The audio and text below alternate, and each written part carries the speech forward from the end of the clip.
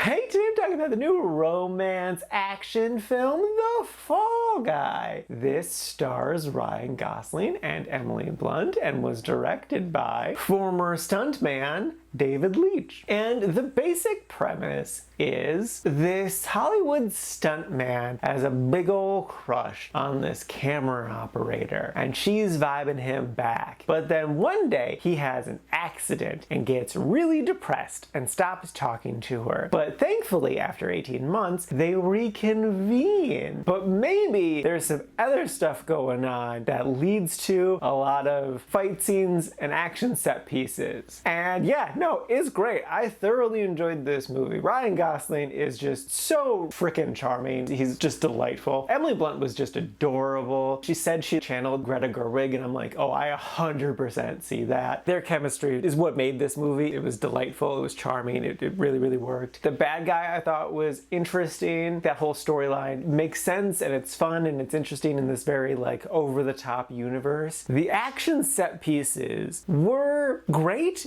but also strange. Now, they were really impressive, and there were some really cool things that happened, especially when he was like riding a chunk of metal like it's a surfboard behind a vehicle. That was really cool. Or earlier in that set piece when he was fighting a dude in a thing that's spinning. That's so cool. But what's interesting and a little frustrating is that I didn't realize they did all of those things for real. Because while watching the movie, to me at least, it looked like there was a lot of CGI. Like it looked like they just did some stuff on a soundstage. But it wasn't until the end credits where we saw all the behind the scenes stuff where I was like, oh shit, they did this stuff for real. And it was so impressive. So it was just weird that they put so much over the top of these really impressive stunts to make him look like they're not real. And then on top of that, I feel like they edited those scenes to not truly show off the great action that was happening. Like there were lots of quick cuts, there were lots of close-up shots. It really felt like they were trying to hide stuff. But like watching the behind the scenes stuff at the end, had they just pulled the camera back a bit, it would have looked really, really cool. I mean, they do look nice here, but like they could have been freaking incredible. Like I think had they truly let the action shine in a non-CGI way, this easily could have been one of my top favorite movies this year. I did really like it a lot. I did thoroughly enjoy it. I did find the action fun. I did find the movie really funny and charming and delightful. It's definitely without a doubt worth a watch. It's just like they put too much polish on the movie, so it kind of makes it look a little weird. But despite that, I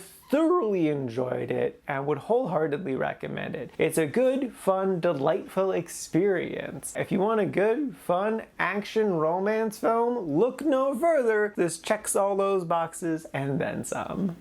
And now for my ranking. I put this at number 8 in the really like section. This is out of a total of 29 new movies so far this year.